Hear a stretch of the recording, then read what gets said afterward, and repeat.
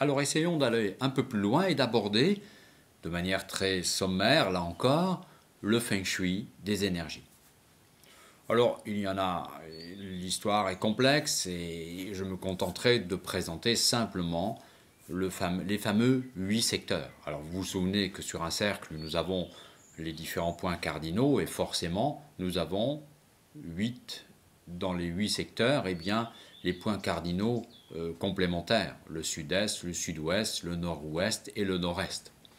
Alors pourquoi ces 8 secteurs? Eh bien tout simplement parce que chacun va avoir une affectation particulière et si vous voulez rééquilibrer un lieu, une pièce ou une maison, vous pourrez à partir du plan découper votre pièce ou la maison en 8 secteurs et essayer de vérifier les différents secteurs que nous allons présenter maintenant euh, pour vérifier si le feng shui est correct et éventuellement pouvoir retravailler certains secteurs de votre habitat. Alors au nord, pour les Chinois, il y a le secteur de la profession. Au nord-est, le secteur de la connaissance. À l'est, le secteur de la famille et de la santé. Et j'attire votre attention sur les couleurs qui correspondent aux secteurs considérés et qui seront les couleurs qui devront être un peu plus importantes dans ces secteurs pour bonifier la zone qui nous intéresse. Le secteur de la richesse au sud-est, le secteur de la renommée au sud, le couple au sud-ouest, les enfants à l'ouest et enfin les guides et les mentors au nord-ouest. Donc si vous souhaitez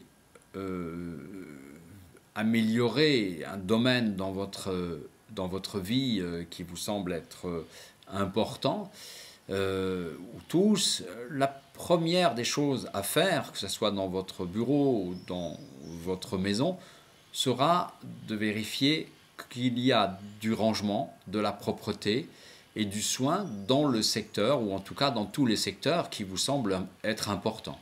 Donc évidemment, si dans le secteur de la richesse, vous avez un débarras mal rangé et peu aéré, eh bien, mettez-y de l'ordre, ça va certainement en valoir la peine. Pareil si c'est le secteur des couples ou si vous souhaitez des enfants, etc., etc. Prenons un exemple, celui de la famille et de la santé. Qu'est-ce que nous pouvons faire pour améliorer ce secteur? Eh bien entendu, d'abord la propreté.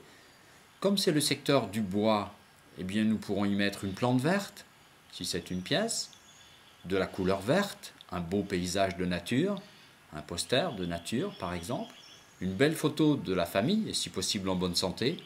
Et puis, comme vous connaissez les 5 éléments, et que l'eau nourrit le bois, eh bien, pourquoi ne pas y mettre un aquarium ou une petite fontaine d'intérieur, et puis de la couleur noire ou bleue, qui sont les deux couleurs. Je n'ai pas pu vous dire tout, mais je vous le dis aujourd'hui, la couleur noire comme la couleur bleue sont les couleurs qui tonifient le rein ou qui vont permettre d'améliorer, de nourrir le bois. On prend un dernier secteur, vous souhaitez améliorer le secteur du couple, eh bien c'est le secteur où il y a de la terre, pensez à la couleur jaune, jaune-orange, un pot en terre, une statue en terre, des pierres sont reliées à la terre. Vous trouverez des tas de détails dans des livres spécialisés, mais au moins avec cette première approche que je vous donne aujourd'hui, eh bien vous pourrez vous-même mieux comprendre pourquoi l'on vous donne certaines indications. Le feu nourrit la terre, donc pourquoi pas une cheminée, la photo d'un volcan, d'un beau coucher de soleil avec du rouge.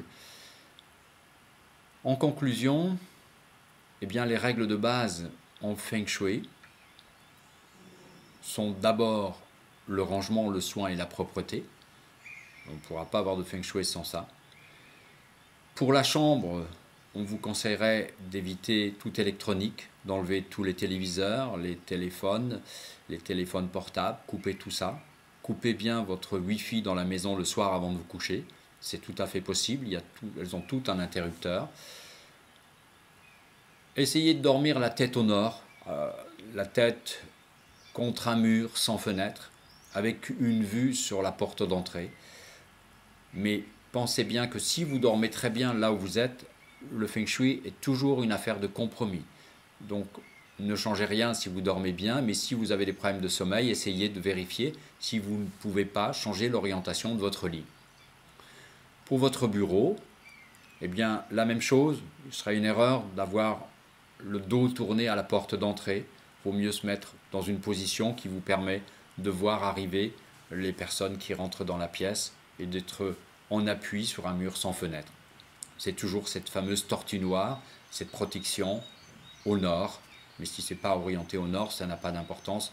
Toujours cette notion de forme, on adapte, on essaye de voir et surtout on vérifie si dans la nouvelle configuration du bureau, on se sent bien. Enfin, dernier petit détail, fermez bien la lunette des WC qui sont pour les Chinois une fuite d'énergie. Bonne journée!